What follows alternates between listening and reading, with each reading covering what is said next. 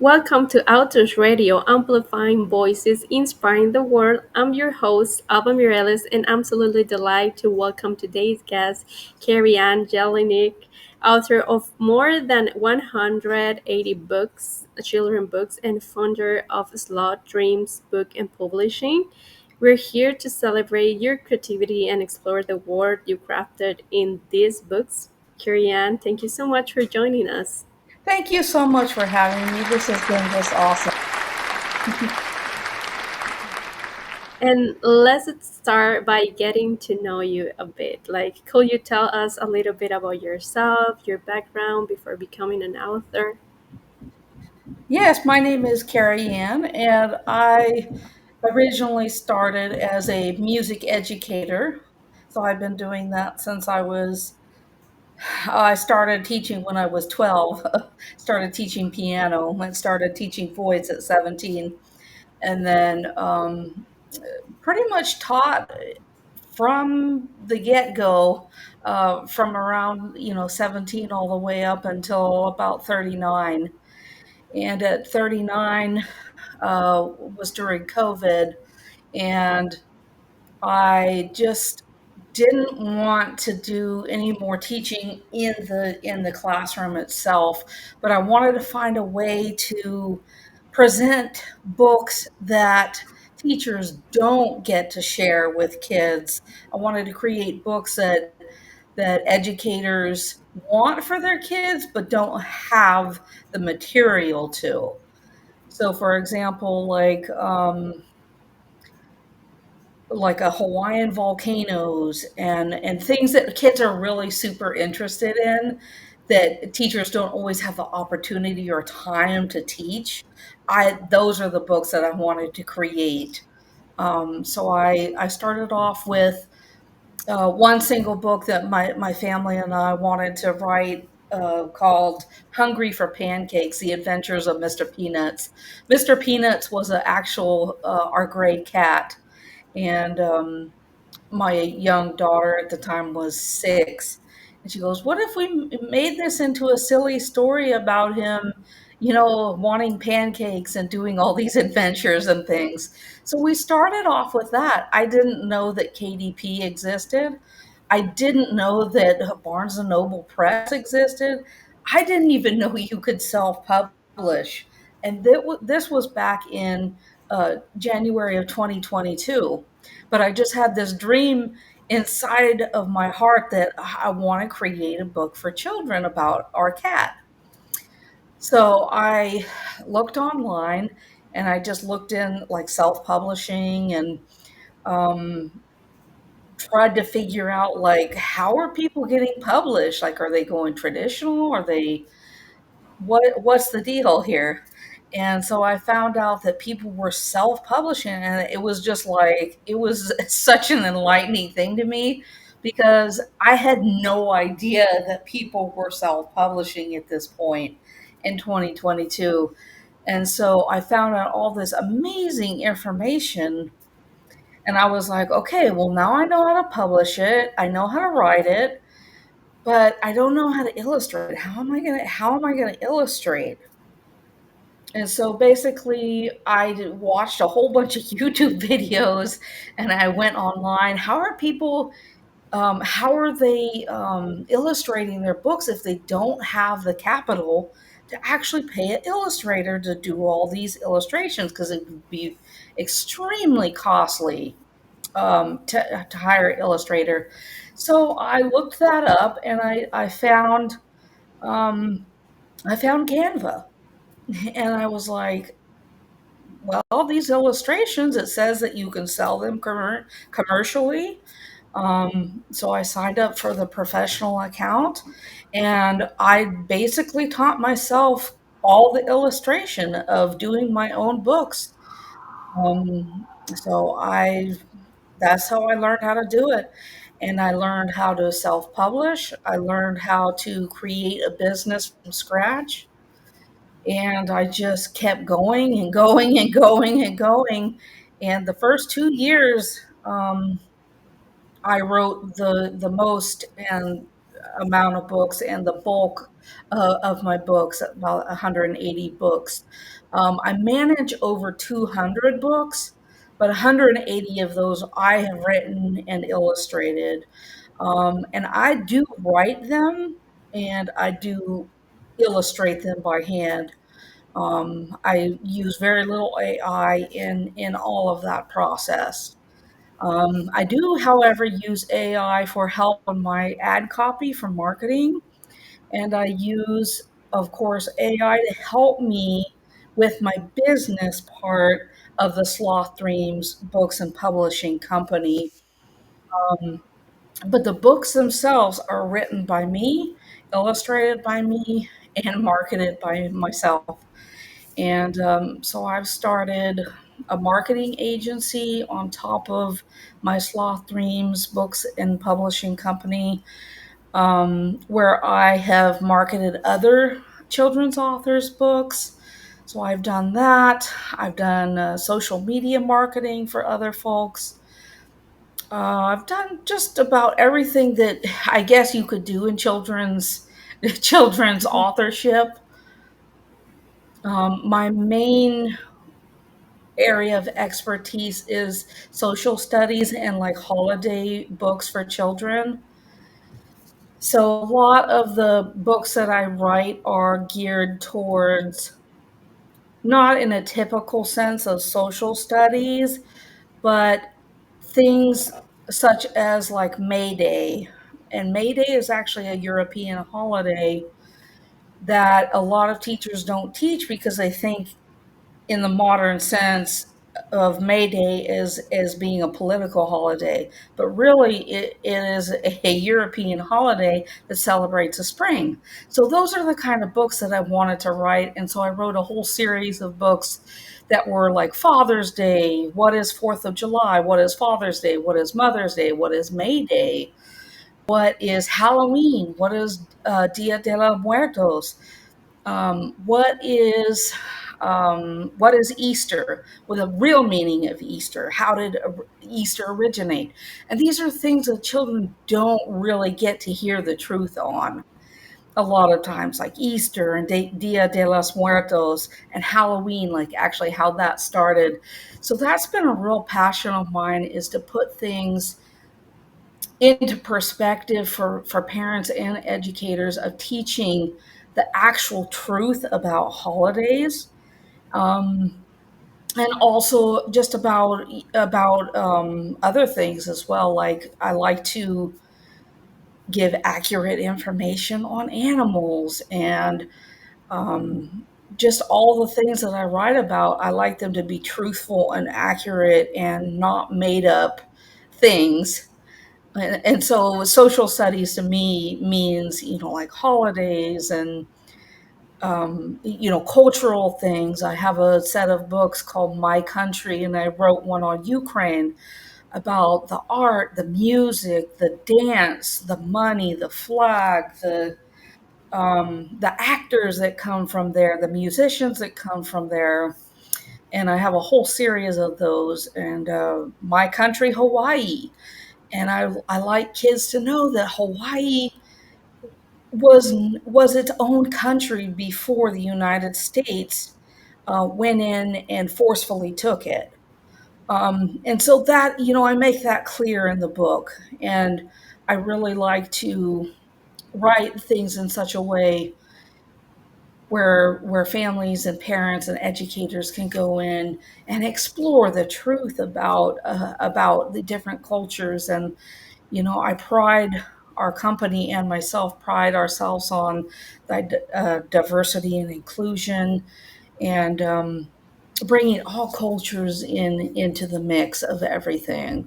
So we like to, bring diversity into our brand, and we promote it every chance that we can get. So Yeah. And writing, more than 180 books, it's not a small feat. Do you remember the moment when you decide to become a children author? I think it was, I had written a couple books in 2022, like in January. And then I had this idea because my daughter kept asking me. She said, "Mom, why am I keep hearing about Ukraine?" And she was like 6 or 7 at the time. And it was at the very start of the Russia-Ukraine war. And I thought, if my daughter's asking, I know that other kids are asking, but I wanted to highlight the beauty of the culture. And so I sat down and I said, where can I find this information? First of all. So I found it, I researched, I did all of those things, but I wrote it in such a way that is easy for children to understand, accessible for them to understand, and enjoyable furthermore. That kids want to read about the culture of Ukraine. And so I wrote this book called My Country Ukraine, which was the start of that series, My Country series. And that was when I knew I had something because I sold in one weekend, I sold 500 copies in one weekend, and that was 2 months into me figuring out the KDP thing in 2022. So it was like early March of 2022, and I published my first book on January 18th. Okay, So nice. Yeah, yeah, so just a couple that months that after was, that. the kids are the ones who always push us like to start writing or do do something new. There's Yes. something special like about writing for kids. What do you enjoy most about connecting with young readers through your stories? I think for myself, it's like I can remember being a young child, and the kind of books that I wanted as a child are the kind of books that I'm writing. Like, I wanted to know about countries. I wanted to know about cultures. I wanted to know about the people around me. I wanted to know, like, just about things that, I didn't have the opportunity to learn about in school. And so I sat down and I was like, you have to almost dig down into that place and really dig deep. Like, what do I remember as a child growing up? Like what would I want to see in a book? Like, what would I want to read about in a book? Like, what would entice me as a young child? So it's like you almost have to go back to that place. And I love children's books. I always have from the time I was a little kid. My mom read to us every single day. She read us the Little House series. She read us every single classic book: Secret Garden, Black Beauty, Treasure Island, all of the things. She read all of them to us. So that was a um, just a huge influence in my life. And being able to share that with children through my children's books has been really amazing. Yeah, and with so many titles under your belt, do you have a favorite book among your early books, on one that holds a special place in your heart? Mm, that's a hard one. Um, I don't really have a favorite. There is one that I feel like it was just such a cool story called The World's Greatest Chocolatier. And it's actually the story of Ghirardelli and how he started his company and how he failed multiple times and how his businesses burned down both within the span of 1 week, one in San Francisco and one in Fresno area. And he got back up and he started again and he tried again and he tried over and over and over and over until I mean, and nowadays, he's one of the biggest chocolate companies in the entire world. and it was really fun to write. It was really fun to illustrate, and that's just a story that really holds true to my heart because it's like I have been in the same, I've lost so much along the way. I've gained so much by never giving up, just keep trying over and over. Even if it's a book that you're like, oh, I don't know if this book will be any good, sometimes it fails and sometimes it doesn't. And it doesn't mean that you're, a terrible business or a terrible author. It just means you need to keep trying until you find something that works. And so, the story always felt, connected to the story. Yeah, and running your own publishing company must come like with a unique rhythm. How do you balance writing, publishing, managing everything else behind the scenes? That's a difficult question. I'm still trying to find a balance, I think, in all of that. When the first 2 years, I think I heavily focused on the writing. That's why I was able to write 180 plus books and illustrate them all and publish them all myself. And now I'm really going into it's about 3.5 years now in, and I am heavily working on the marketing aspect and the back end of things, like getting every single book into the Library of Congress. It's an extraordinary amount of time, effort, all of the things. Getting them onto all of the platforms it's just an enormous amount of time that it takes.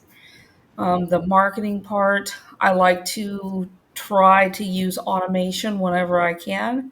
For social media, I have 8 posts that go out a day on social media, and that is, of course, all automated. And I do that monthly. I spend one day, create all the content, and then I put everything onto my automation and I allow AI to help me with the ad copy of those.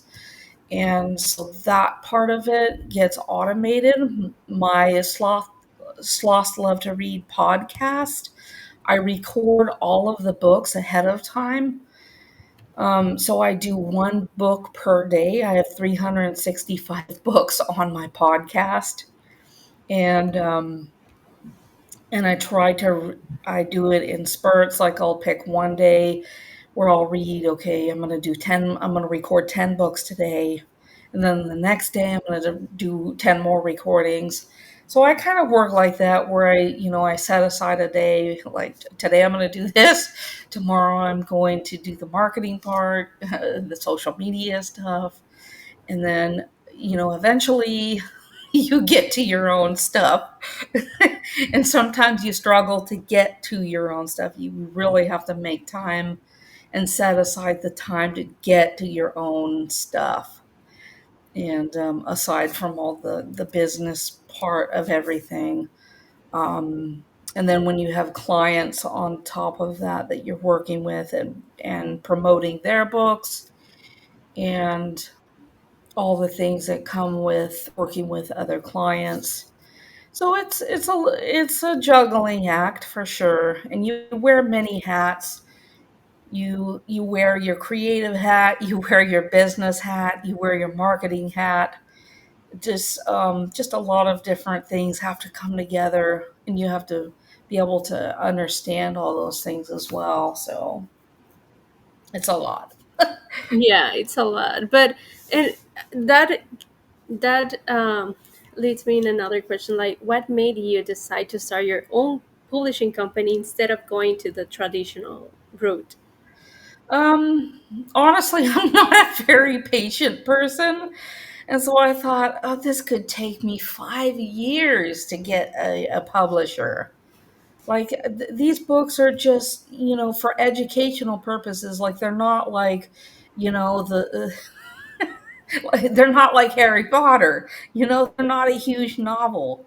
They're 32 pages with, small amounts of text on each page. Like it's not the holy grail of books.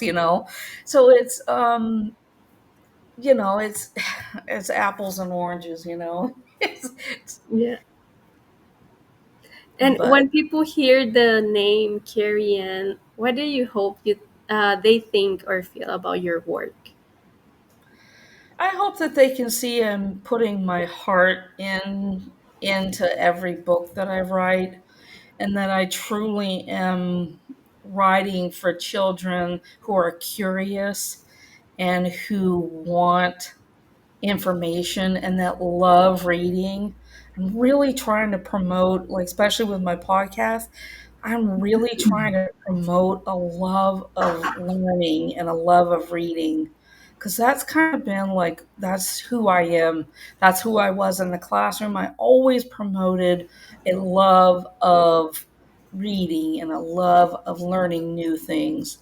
And so that, I think, is the underlying message in all my books, is that, it may not be the most awesome topic for you, but the author can make it awesome. And that might turn a kid around from not liking science to loving science, or, any topic, really.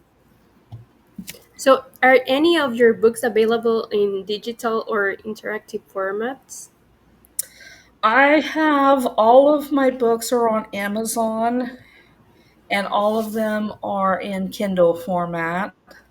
So they Okay. are on there as ebooks, and I have several ebooks actually on my own platform on slothdreamsbooks.com. And I also have them on Google Books, Ingram Spark, Barnes and Noble Press. I'm trying to think of all the things. Drafted Digital, Lulu. Eh, trying to think of all the places. They're in a lot of different places, but Yeah, it's gonna be easy mostly to on find. Amazon. Yeah. And do you have any upcoming titles or projects that you are excited about, like you can share with us? Yes. Well, yesterday was really awesome. I got a huge order for an education vendor, and they ordered 50 of one of my titles called Is Strawberry Picking Time. And that was really cool because those books are going to children at a strawberry extravaganza thing that at their school. So it's going to be really fun that they're going to get all these, the strawberry books of mine. And I was like, oh, that's so awesome that they're going to a school and they're going to be promoting, like agriculture, which is really Yeah. neat. Yeah, and I think that the way that you're writing for educational things, that might fit in some school, that might fit is probably when the kids sometimes ask questions that we don't know the answer. We also do our research and we don't know how to explain. Sometimes it's hard for us to explain in kids words so they can understand, and you made us that job easier. And thank you. And also I want to ask, there's any other platform they people can reach you, can find your books, like I know that it's on Amazon. I know that you have your web page. You talk a lot about marketing. You have probably Facebook, Instagram that you want to share with our audience. Yeah, I'm of course on all those platforms like you said, Amazon, Ingram Spark, Barnes and Noble, Target, Walmart, all those places. Also, you can find on my website, slothdreamsbooks.com. And you can also find me on Pinterest. You can find me on Facebook, Instagram, of course, Threads. I have so many of them. TikTok, YouTube. I have a YouTube channel of children's books that I read aloud. So you can find me on there and listen to some of the books that I have up there. And then on my podcast is also, like a book every single day. And that's Sloths Love to Read, and that's on pretty much everywhere. You can Spotify, Amazon Music, Pandora, all the things. It's pretty much anywhere. You just type it in. It's also on my website, so you can listen to it right from the browser there. Okay, thank you. Thank you so much for being here. It's a pleasure, Kirian, to have you here. And like for us, having those kind of authors that they have like long list of books, they have experience they can share with our listeners. It's very helpful. Thank you for giving us a glimpse into your work and sharing your passion. And listeners, be sure to check her books and her website. Thank you for tuning into Authors Radio, amplifying voices, inspiring the world. And join me next time for another inspiring conversation. In the meantime, happy listening.